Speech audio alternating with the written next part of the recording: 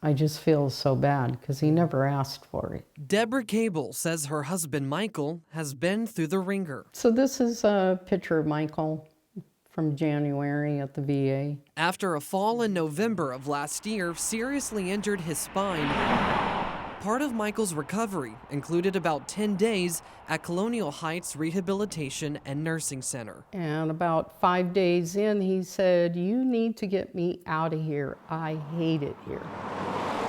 Deborah says her husband often complained about a lack of attention from staff. Things that he would tell me that they weren't turning him, they weren't feeding him, they were doing just bare minimum care for him. And her worries hit a breaking point on day 9. One of the younger nurses came in to turn him and do his wound care, and I was like, "What wound are you talking about?" And she said, "Oh, he has this bed sore back here." And that was news to me. Deborah showed me a picture of the wound, which is too graphic to broadcast. I mean, it's just like an open valley. It's terrible. Deborah says she had her husband transported by ambulance to a hospital the following day. Nursing home records show that Michael was admitted to the facility with a stage 2 bed sore, and by the end of his stay, it had progressed to an unstageable level that was worsening with overall decline.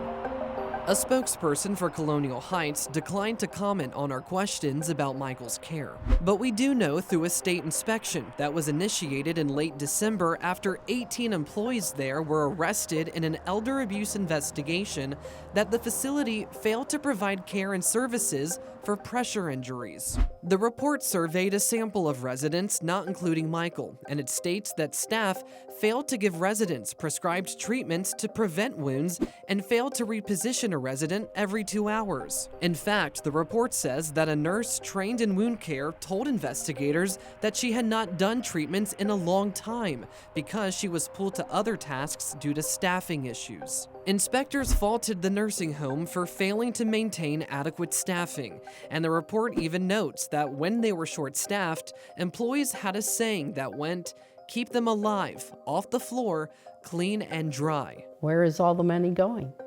Because these facilities are not exactly cheap. And yes, I understand that most people are there for Medicare, Medicaid, and whatnot, but that doesn't mean you shouldn't be taking care of them. CBS 6 requested cost reports to get that answer.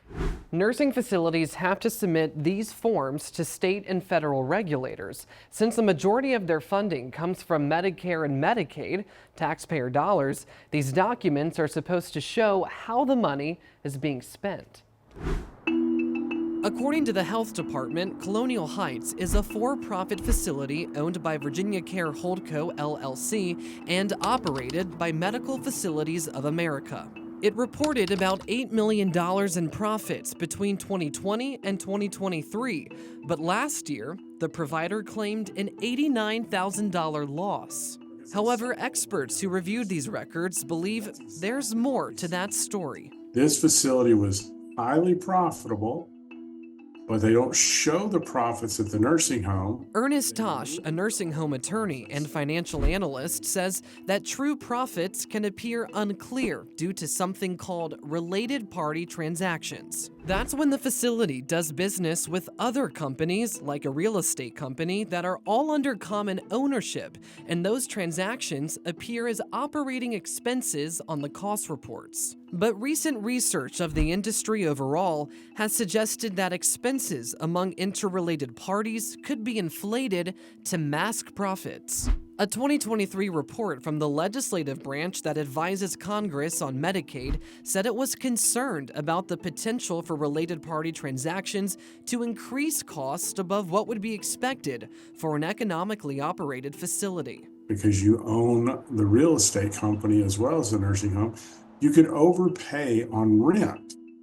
And what that does is it sucks all the money out of the nursing home and makes it look like it's unprofitable. And that's what Tosh suspects might be happening at Colonial Heights. The nursing home discloses on its state cost report that a related party owns the property of the facility and then charges itself rent. But the price of that rent increased significantly from $2.6 million in 2022 to $6.1 million just 2 years later. That is a highly unusual, extremely large transaction. Julian Rich, a former nursing home administrator and expert witness who also analyzed these cost reports, had a similar reaction. One of the most disturbing things in everything I looked at is that they are paying exorbitant amounts of rent. While Tasha's data finds that rent, on average in Virginia, makes up about 10% of a facility's operating expenses, Colonial Heights' rent last year made up 25%. That's the highest number that Rich says he has ever seen. The most, number one, by far. By far, I've never seen more than 10% rent in any of the cases I've looked at. Now, the facility also claimed more than $500,000 in related party transactions for administrative cost, but it did not disclose which companies they were on its report. Virginia's Medicaid agency, DMAS, says the nursing home should identify those costs, but adds this is not always done accurately by providers.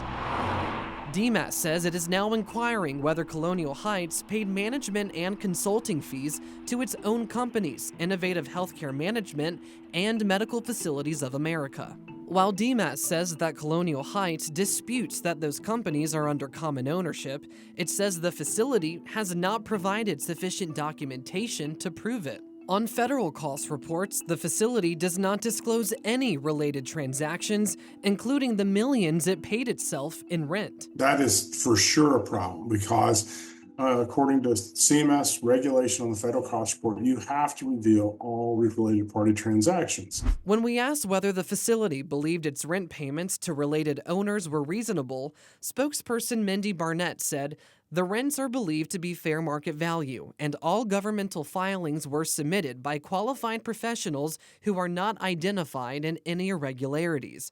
Barnett did not directly answer questions about the non-disclosure of other related parties.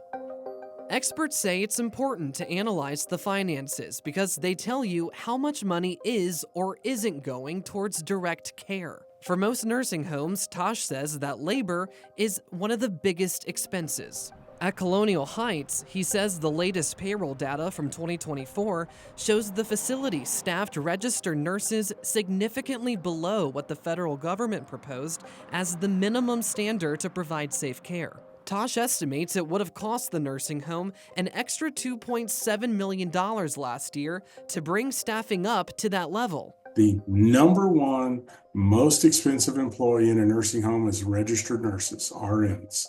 So you cut that group to the bone, that's going to maximize profits. We asked Barnett whether Colonial Heights was indeed profitable in 2024 and whether low staffing was a cost-cutting measure, and she did not answer those questions. She did send a statement saying, "The information is incorrect and out of context. We understand the intense scrutiny and salacious nature of the news cycle. 18 members of our staff were arrested and prevented from caring for residents. We look forward to the conclusions of these matters so we can freely defend the quality caregivers and our community." She did not provide further comment when asked to explain exactly what information is inaccurate. I'm not saying that they shouldn't make a profit, but how much should that profit really be? Because there's really no reason that you couldn't give great care and still take home a decent paycheck. Deborah says she understands providers need to make money, but in a way that's transparent. She's now calling for stronger laws at the state level surrounding financial reporting and ownership oversight. And you need to enforce laws based on nursing homes that are substandard and prosecute those for this lack of care, because this definitely needs to change.